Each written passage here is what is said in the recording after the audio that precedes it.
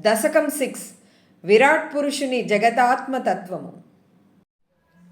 ఏవం చతుర్దశ జగన్మయతాం గతస్య పాతాళమీశ తవ పాదతలం వదంతి పాదోర్ధ్వదేశమపి దేవరసాతలం తే గుల్భత్వయం ఖలు మహాతలమద్భుతాత్మన్.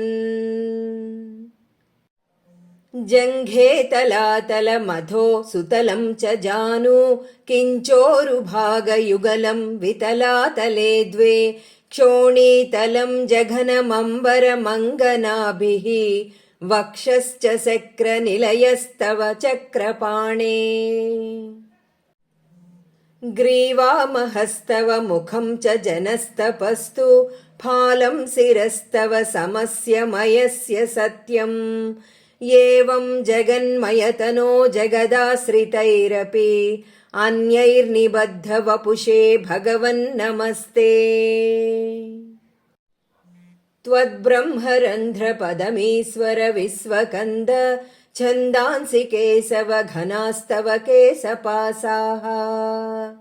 उल्लासि चिल्लियुगलं द्रुहिणस्य गेहं पक्ष्माणि रात्रिदिवसौ सविता च नेत्रे. निःशेष विश्वरचना च कटाक्षमोक्षः कर्णौ दिशोऽस्वि युगलं तव नासिके द्वे. लोभत्रपे च भगवन्नधरोत्तरोष्टौ तारागणाश्च रदनाशमनश्च दंष्ट्रा.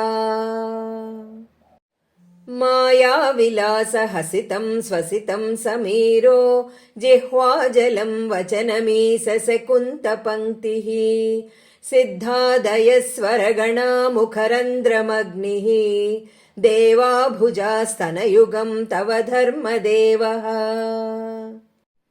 पृष्ठं त्वधर्म इह देव मनः सुधांसुः अव्यक्तमेव हृदयाम्बुजमम्बुजाक्ष.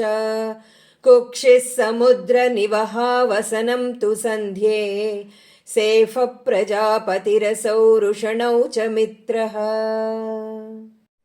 श्रोणिस्थलं मृगगणाः पदयोर्नखास्ते हस्त्युष्ट्रसैन्धवमुखागमनं तु कालः. विप्रादिवर्णभवनं वदनाब्जबाहु चारूरुयुग्मचरणं करुणाम्बुदेथे. संसारचक्रमयि चक्रधरक्रियास्ते वीर्यं महासुरगणोऽस्थिकुलानि शैलाः. नाड्यस्सरित्समुदयस्तरवश्चरोम जीयादिदं वपुरनिर्वचनीयमीश. ईदृग्जगन्मयवपुस्तव कर्मभाजां कर्मावसानसमये स्मरणीयमाहुः. तस्यान्तरात्मवपुषे विमलात्मने ते वातालयाधिप नमोऽस्तु निरुन्धिरोगान्.